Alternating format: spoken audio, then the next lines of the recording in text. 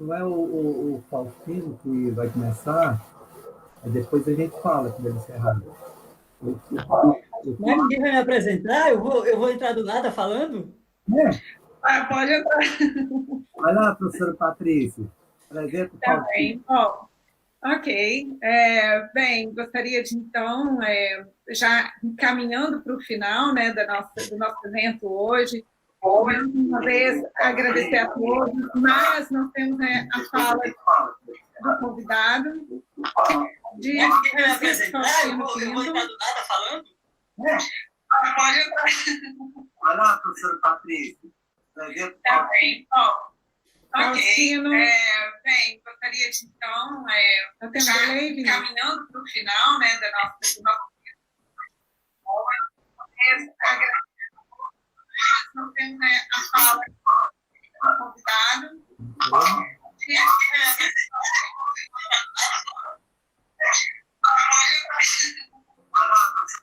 Talvez seja o Faustino. Faustino.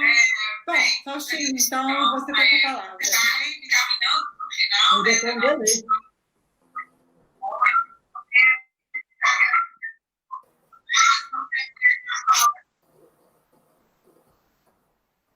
Ok. Bom, eu fiquei muito feliz em receber esse convite do Dr. Marcos e antes de eu começar a fazer a minha fala, primeiro eu vou dizer que, doutor Marcos, eu te amo, como muitos pacientes aqui, ex-pacientes aqui do Ceará te amam, né? Mas eu vou explicar um pouquinho mais adiante sobre isso. Então, eu sou Faustino Pinto, nasci e vivo até hoje na cidade de Juazeiro do Norte, sou vice-coordenador nacional do MORHAN, Movimento de Reintegração das Pessoas Atingidas pela Hanseníase. Adoeci com 9 anos de idade, percorri um longo caminho até aqui, e junto aos meus pais transitei por diversas áreas de saberes, medicina, candomblé, rezadeiras, curandeiras, fazíamos qualquer coisa que nos indicassem, desde que fosse para salvar minha vida. Nesse período, tive vários diagnósticos errados, como, por exemplo, sífilis. Imagina, eu era virgem e nem tinha histórico familiar. Também diagnosticaram febre reumática, câncer, alcoolismo, e eu nem bebia nessa época. E outras doenças que não me recordo, porque foram muitas. Passado 9 anos, quando eu tinha 18, um otorrino que me acompanhava há 4 anos, e que foi o mesmo que me deu o diagnóstico de câncer, tinha visto um reclame comercial na TV. E me disse, olha, eu acho que você tem hanseníase. Vi um comercial e os sintomas são bem parecidos. Me indicou o Centro de Dermatologia Sanitária e Doenças Infecciosas de Juazeiro. Anteriormente, já tínhamos ido a várias cidades em busca de um diagnóstico. Meu pai e eu fomos diversas vezes à capital. Passamos fome nas ruas de Fortaleza. Andando de clínica em clínica, comíamos banana quase podre, porque era mais barato e não tínhamos dinheiro para comprar. Fomos em clínicas em Barbalha, Crato, Brejo Santo, Juazeiro, e a ironia do destino foi que o último local que me indicaram, o que viria a ser definitivo, ficava apenas a 5 quadras da minha casa. Um lugar em que nunca havíamos pensado em ir, porque sempre tinha uma nova indicação. Bem mais distante. Ao chegar no centro de dermatologia sanitária, logo recebi o meu diagnóstico. Eu era um paciente clássico da forma bichoviana. Pavilhões auriculares infiltrados, nódulos nas pernas, braços, no meu corpo inteiro, até no céu da boca.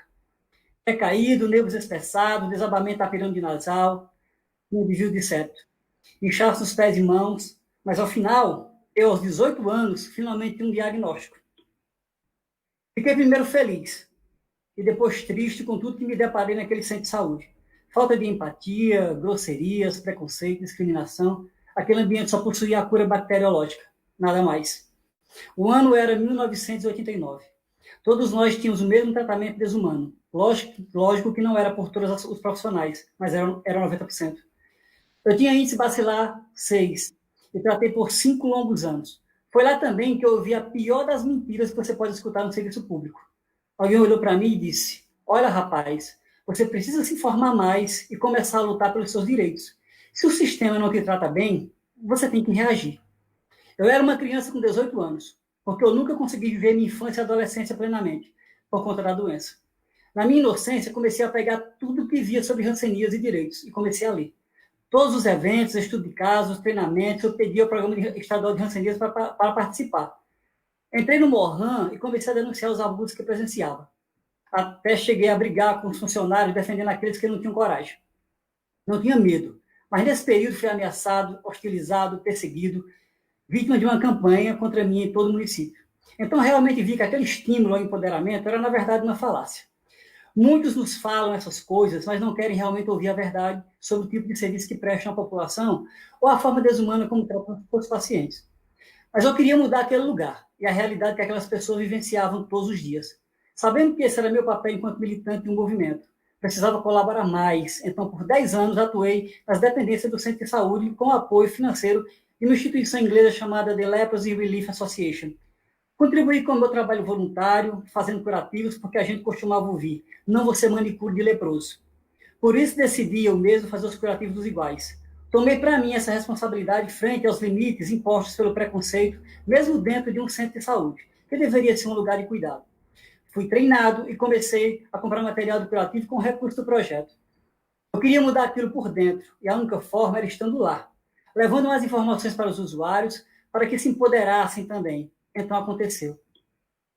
Em um efeito mobilizador, mais gente começou a lutar pelos seus direitos, mais gente começou a exigir respeito. Finalmente tinha alcançado o meu objetivo e as diretrizes do movimento que represento. Então decidi que já era hora de alçar voos mais altos. Deixei o trabalho assistencialista e fui ganhar o Brasil, e depois o mundo, levando a minha visão de pessoa atingida pelas rancenias, lutando por direitos humanos, diagnóstico precoce, descentralização dos serviços, reabilitação, melhor trato nos estados reacionais. Eu estava disposto a falar e o mundo disposto a me ouvir. Então atravessei o oceano e fui a Colchester, na Inglaterra, percorri muitos quilômetros de carro em várias cidades da Escócia, falando para instituições e escolas. Eu estive nesses países por 3 vezes fazendo esse trabalho. Foi ao outro lado do mundo, em Tóquio e Okinawa, no Japão, a convite da Fundação Sasakawa, que são nossos apoiadores. Fui a Pequim, na China, a Roma e ao Vaticano, onde fui recebido por ninguém menos do que o Papa Francisco. Fiz uma fala no auditório do Vaticano, algo que jamais esquecerei. Também fui a Nova Delhi, a convite da Organização Pan-Americana de Saúde para uma consulta às organizações não governamentais internacionais.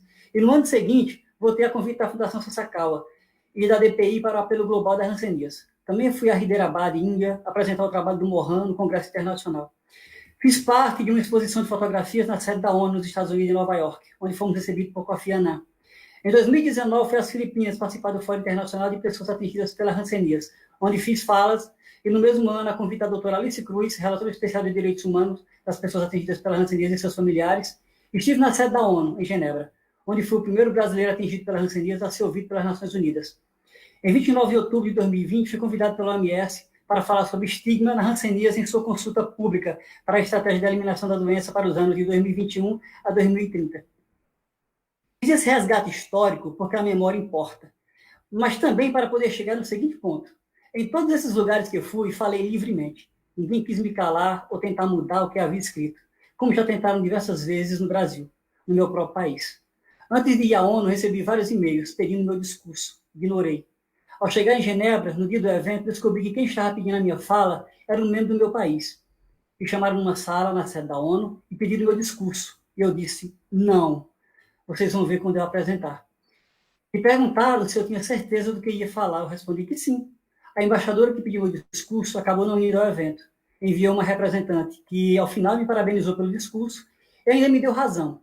Mas a tentativa de cercear minhas palavras foi algo desrespeitoso. Afinal de contas, não vivemos em uma democracia?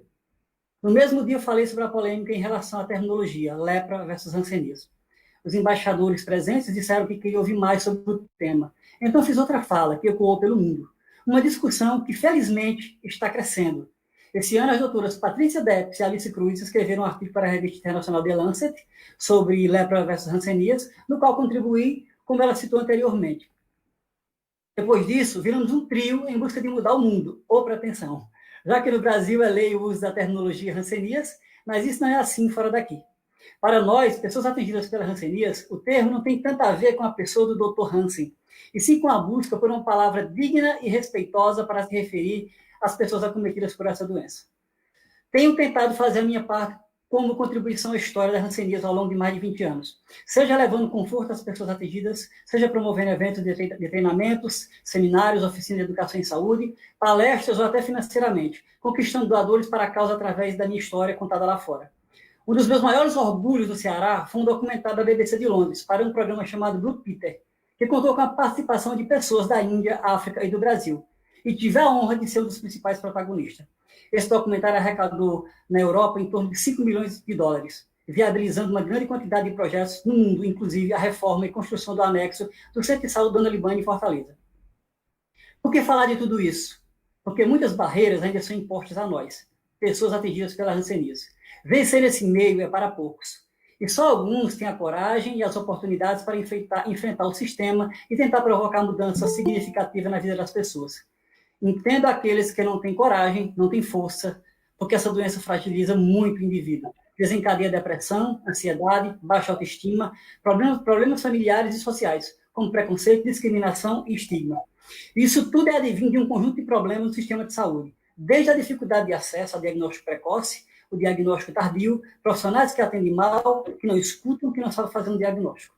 Uma avaliação neurofuncional simplificada, um dermato neurológico, radiologia planetária, reverter um quadro reacional tipo 2, tratar as complicações medicamentosas com seus efeitos adversos, para ter um diagnóstico diferencial. Já avançamos tanto, e às vezes, quando nos deparamos com um atraso na hanseníase, temos a impressão que fizemos bem pouco, um paradoxo, já que fazemos muito. A hanseníase não é uma doença negligenciada.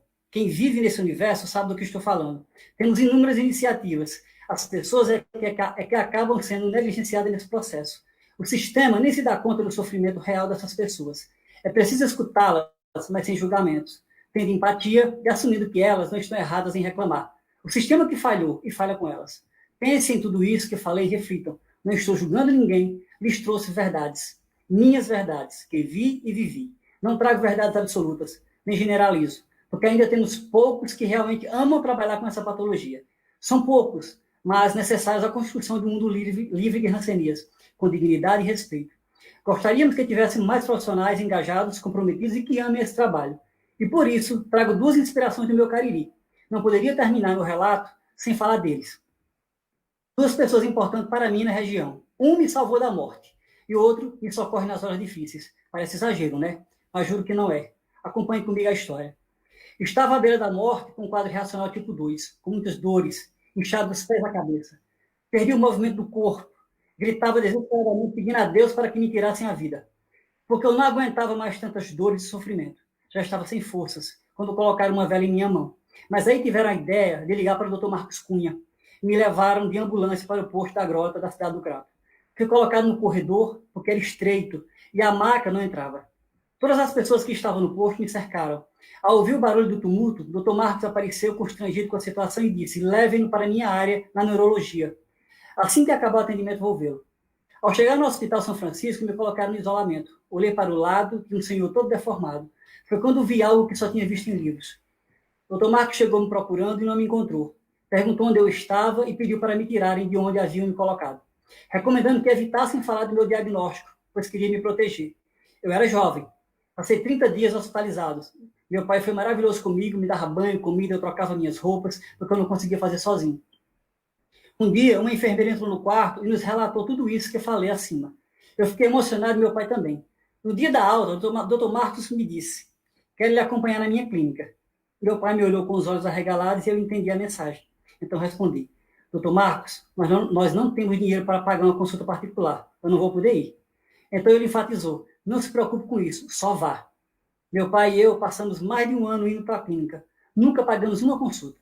Nunca fomos cobrados. E nem por isso fomos tratados de forma diferente dos outros pacientes. Sempre me recebia com um sorriso estampado, brincava comigo, conversava e tratava com dignidade, respeito e muito carinho. Certa feita entrou um novo médico no Centro de Dermatologia de Juazeiro. Havia me consultado algumas vezes com ele, mas não conhecia de verdade. Foi quando uma paciente precisou de ajuda e Fabiana, enfermeira e atual coordenadora do Distrito da Atenção Básica, disse: vamos falar com o Dr. Francisco Arivan? Fomos, e o que esperamos era que ele dissesse: traga a paciente aqui. Mas ele nos surpreendeu. Saiu do consultório, pegou o próprio carro e foi com a gente na casa da paciente. Na mesma hora pensei: essa vai ser a pessoa que vai nos ajudar nesse sistema caótico. Passei de paciente a amigo e ele me ajuda com todos os abacaxis que precisamos descascar em relação ao atendimento a pacientes fora do SUS. Ajuda para campanhas, seminários e estudo de casos. Além do mais, vem cuidando de minha saúde fragilizada até hoje. Ele entende como é importante o trabalho do movimento social, o que fazemos, nos dá suporte e tenta combater o que chamamos de estigma institucional. Muita gente não está preparada para essa conversa, porque não é fácil admitir que existe estigma dentro do sistema que você, enquanto profissional de saúde, atua e defende. Pessoas como o Dr. Marcos Cunha, Dr. Francisco Carivan, doutora Cláudia Tavares, doutora Patrícia Depes, doutora Magda Levantese, doutora Alice Cruz, doutora Fabiana Alves Cardoso, doutora Fernanda Cassiano, e as pessoas que fazem do Centro de Dermatologia um lugar melhor para os pacientes, o Cione, terapeuta ocupacional, Alexandre, fisioterapeuta, Rogério, sapateiro, Maria Neta, atendente, Adivan, as Marlenes, essas pessoas mostram hoje como é fácil combater o estigma institucional, mostrando que não é preciso tentar sentir nossas dores, porque é impossível, elas são só nossas. Mas basta ter empatia para nos ajudar a transformar o nosso mundo. Muito obrigado.